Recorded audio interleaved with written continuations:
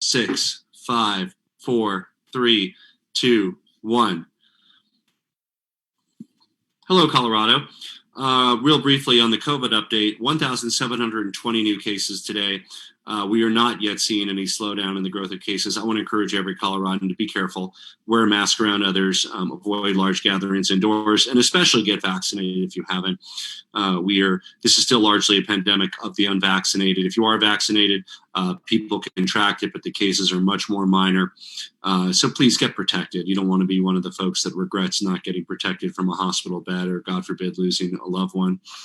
Hospitalizations is up by 4 at 680. So we've yet to see a change in the trend of hospitalizations. We don't yet know enough to know if there's a slowing of the trend, but I would also indicate that we are not near exceeding our hospital capacity, and we remain fully capable of serving any Coloradan who needs healthcare, regardless of whether that need is COVID-related or not. This morning, I met with Jeff Zients, who's in Colorado to meet with the National Governors Association, which we're hosting several governors from other parts of the country here in Colorado today, talking about COVID, the economic response. And really, it was a good meeting. We got to introduce Jeff Zients, who's the Biden administration's point person on COVID, to our state response team. You've heard from many of them on these press briefings. Dr. Hurley, he joined us, Scott Bookman, Director of Public Safety Stan Hilke, my Chief of Staff Lisa Kaufman, Dr. Eric France, a few others. Really, so first of all, he could learn firsthand about a state response. And as he indicated to us, one of the more successful state responses, as you know, we have the 10th lowest death rate per capita, and we are among the states with a higher than average vaccination rate, especially considering the large nature of our state. Some of the smaller northeastern states are doing even better than us, but for a large, diverse state, we are one of the top states for vaccination, and overall we're in the top 15 or so, and have been top 15 or 20, 10, depending on where we're at. So very encouraging of our response. It was great to have him meet with our team, and great for him to hear from us. We really raised 2 main items with him. It was great to hear input from across the board. One is we are big fans of and use, and across many ways, the instant testing, the Binax testing. So currently that is not allowable for FEMA reimbursement. They reimburse, in effect, the more costly test that we also do. But that is a less expensive test. That is a very convenient test. And we requested, as we have in the past, but now elevated to him, that they look at FEMA officially sanctioning the use of the Abbott Binax instant test.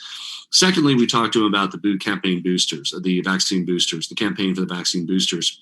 Specifically, we were somewhat concerned with initial reports out of the federal government that indicated that there had to be an 8-month period before the second doses. We talked about how when we do especially our equity and outreach clinics and others, we want to give people a window of time to get it. We suggested a 60-day window. That would mean 6 months to 10 months. Of course, any Coloradan could now get it. If you attest that you have an immune deficiency, you can simply get it at a local pharmacy and attest to that. But for the broader public, getting the booster, which has shown great results in terms of reducing COVID rates, we requested that there be a 60-day window on that 8-month period. He responded, he was very interested in hearing about why we needed that. Then the news broke after we met, about an hour or two through a break in the Wall Street Journal, that the federal government is actually looking at a 6-month period, which we support, we favor, we think that's good. Not directly, I can't take credit for that as the outcome of my meeting with Jeff Zients. He was as surprised as me that had come out. That was not how they intended it to come out. At this point, it is a leak. We don't know for sure if it's reliable, but that is the kind of news we would like to see, because frankly, as we go to different communities, we want to cast a wide as net as possible. Whether you're at it 6 months ago or 8 months ago or 9 months ago, we want folks to be able to get vaccinated, particularly in our hard to reach communities who need the booster the most. The folks who really want it can go to a pharmacy and get it now, and will be able to get it. But as you know, one of the reasons we've been so successful in having one of the higher vaccination rates of the states, and therefore one of the lower COVID hospitalization and death rates, is because we're really going that extra mile to meet people where they are. And it will be the same with the booster campaign as it was with the initial first 2 doses. We're also beginning to get information on the path forward for those who received Johnson & Johnson, somewhere around 3% of our state, and what the booster might look like for them. That information is not yet finalized, but we're hopeful that we will have that soon. It is, of course, finalized for Pfizer and Moderna. You should get the 3rd booster shot of the same vaccine that you got for the first 2. With that, we'll open it up for questions. Go ahead.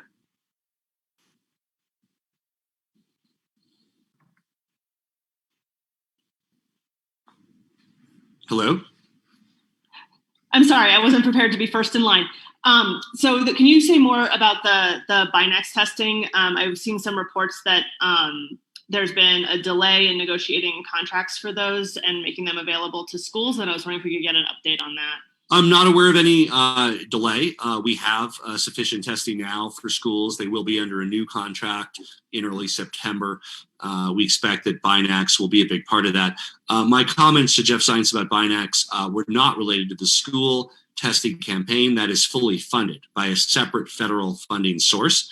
They were related to the non-school use of Binax and how those are reimbursed effectively, whether we have to use state emergency funds, which are limited, or whether we're able to submit those for FEMA reimbursement. I was advocating allowing federal reimbursement of non-school Binax testing in the same way they already reimburse the more expensive testing that we do through contract, but it does not affect the school testing program. There's a separate funding source, over $150 million for that specific purpose, and that is on track. Next question. Next question is from Lori. Go ahead, Lori.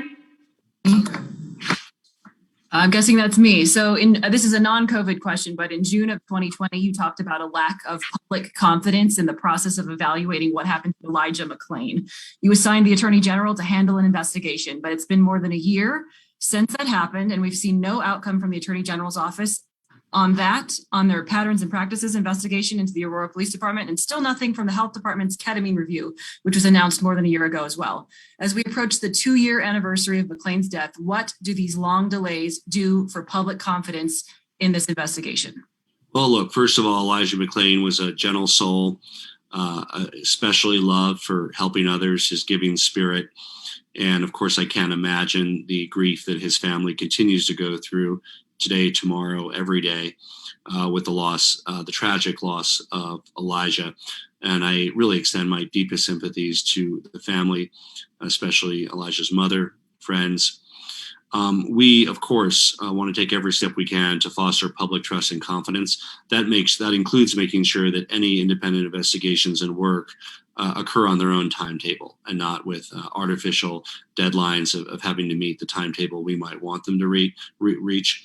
They need to be thorough. They need to inspire public confidence. I'm confident that the process is in place to do so with a special prosecutor. These are decisions that need to be well done rather than done too quickly. Next question. Next question is from Meg. Meg, go ahead. Hello, this is Meg Wingeter from the Denver Post. Can you hear me all right? Yes, please go ahead, Meg. Okay. You said about, you've asked people to be careful. Are you considering any state level actions if the hospitalization trajectory doesn't start to turn around in the near future? Well, I began my remarks by indicating that our hospital capacity is not currently in jeopardy. We have about 680 people hospitalized. We're able to serve those in need. There are states that have reached or exceeded their medical capacity. Those states generally have lower vaccination rates than us. At this point, it's really important that Coloradans show the individual responsibility to keep themselves safe. And that's first and foremost, if they're not fully vaccinated, getting vaccinated. If they need a booster, getting a booster. But also, whether they're vaccinated or not, being careful, limiting large gatherings indoors, wearing a mask when you're around others. Those are all smart steps to take and steps that will help Colorado recover faster. And it really is due to the people of Colorado that we have been more fortunate than many others in a lower death rate than many other states in this pandemic, and a lower relative incidence now in the bottom 10 states with regard to the current levels of COVID-19 in our state. Thank you. Next question is from Stephanie. Stephanie, go ahead.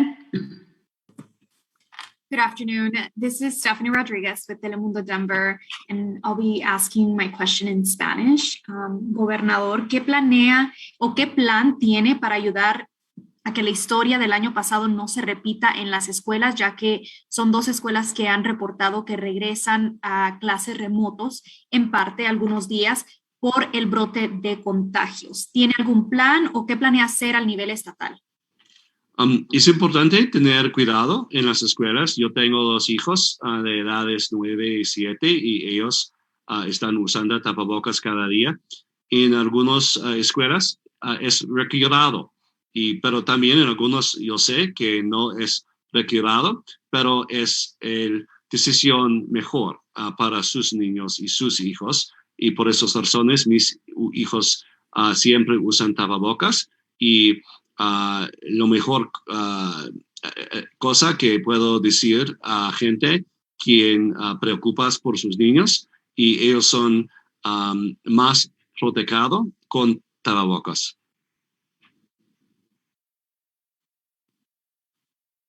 Thank you. Jaleesa, you are next. Go ahead. I don't know if this is a question for the governor or for CDPHE, but will the state be getting more of those Bionex test kits for non-school use? If so, do we know when? I know there's a shortage across the country, and there's a New York Times report that Bionex destroyed some supply when demand wasn't there. But it appears if you want to apply for those at-home kits that CDPHE supplies for those front-facing workers, you currently can't order them. So just wondering if we are going to get more.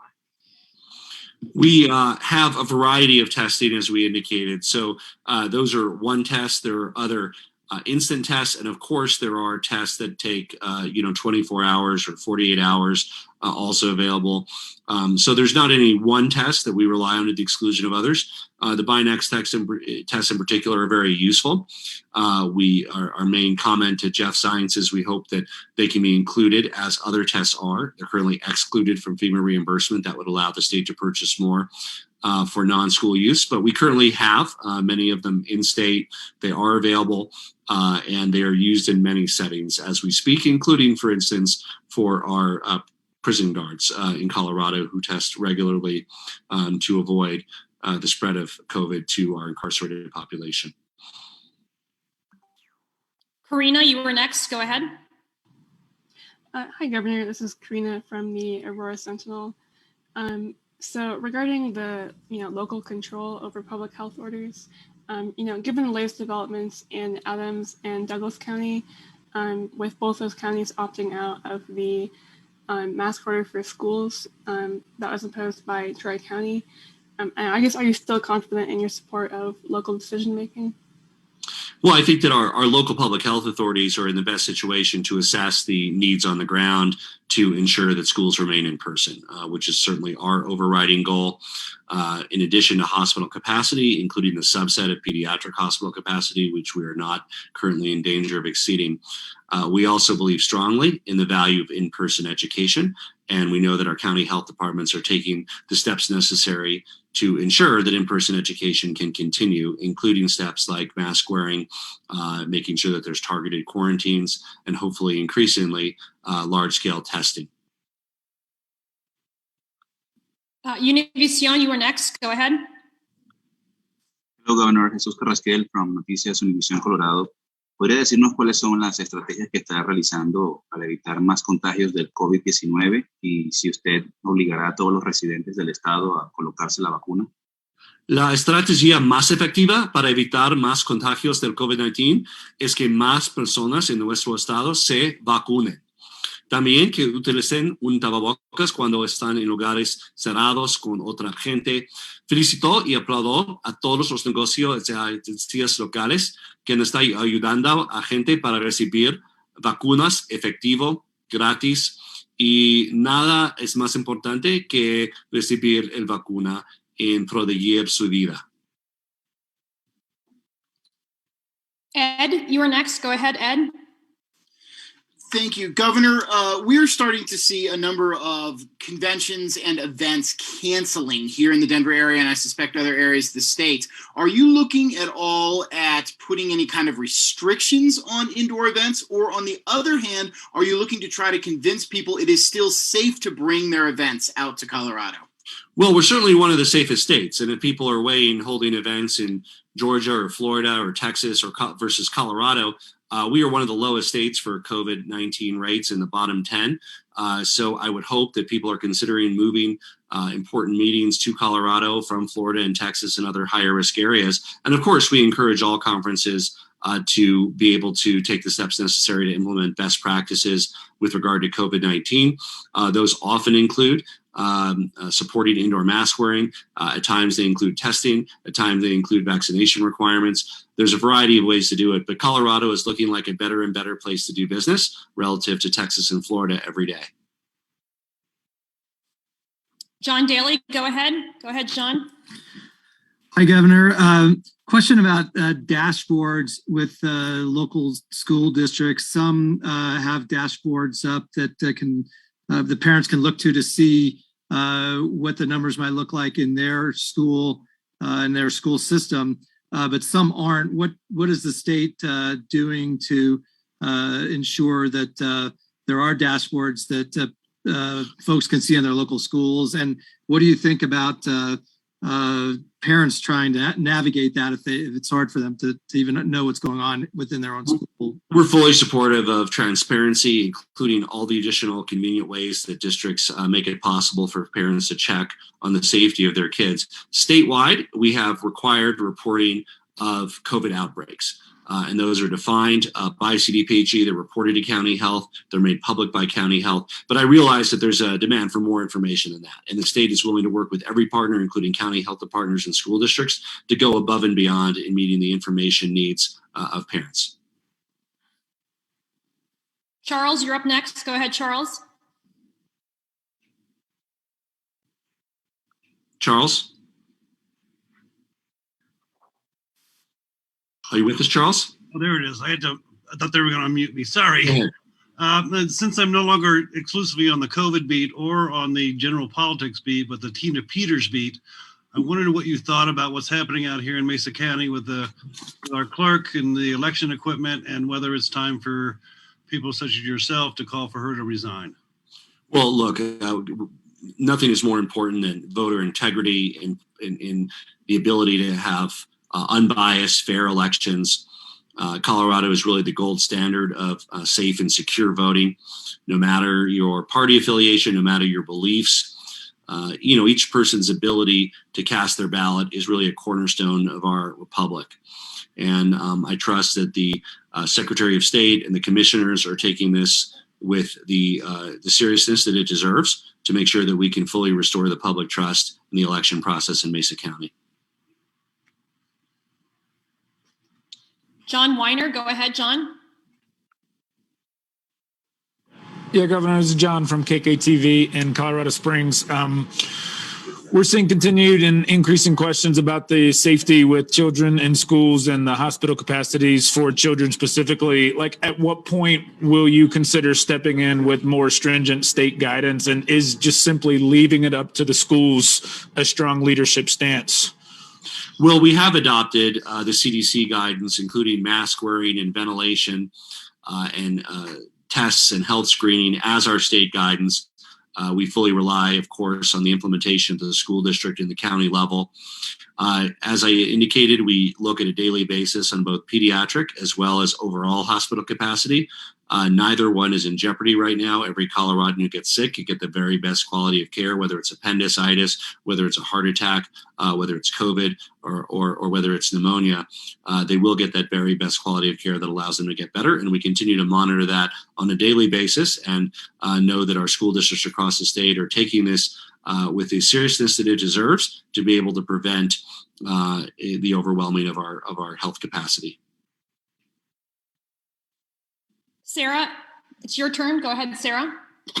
Governor Polis, Sarah Flower with KSUT, Four Corners Public Radio. Going on the heels of John's question there, here in Southwest Colorado, we have no pediatric hospital. We have no pediatric ICU beds in this region to use as a metric of how hospitals are doing. Our nearest is in Albuquerque, New Mexico, and we only have one district in the region that is mandating masks here. What advice do you have for parents that are concerned for the care of their children during this time as schools are opening their doors for in-person learning? Yeah, we look at the ability to transfer severe pediatric cases where they're needed in our state. The spread of pediatric beds is different than the overall beds. Our state also serves large parts of New Mexico as well as Wyoming with regard to pediatric cases, and that's also taken into account with the number of beds that meet that capacity. The bottom line is we want to do everything that we can to make sure that every child and every adult that needs care for any reason in our state gets that very best quality of care they need. And that often includes closely working with the hospital system to make sure that patients can get that care at the best place for them, given their needs and their health needs and their geography. And this will be our last question from a member of the media. Seth Klayman, go ahead, Seth. Thanks, Seth at the Gazette. So, Governor, piggybacking on John Daly's question, so is the state tracking how many students and staff are in quarantine? I heard you say that you're tracking infections, but are you tracking that metric as well? And the state, you've said that the state can step in depending if districts are not instituting guidance and thus are being moved to virtual learning. Can you explain that a little bit more, what that means, the state stepping in? Thanks. Well, we want to protect in-person learning. I believe that there's great value in kids attending school with their peers, with their teacher. We all know that that's even better when kids don't have to wear masks. But if the price of being able to stay in person is kids wearing masks for now, I think most parents want to make sure first and foremost that their schools remain in person. So there are some school districts that without mask requirements that are able to stay in person. But if they lose that ability over time and they go online, I think it's time for a serious conversation to say you can't just go online and not have in-person classes simply because you're not implementing mask wearing. Thank you all very much. And again, the cases in Colorado continue to be at a very high level, one of the lowest among the states, but keep in mind that America is one of the highest in the world infection levels now. So please be careful, wear a mask around others. And if you haven't been vaccinated, please get it done. It's quick, it's easy, and it's effective for everybody age 12 and up. Third doses for those who are experiencing a weakened immune system or immunocompromised. Thank you.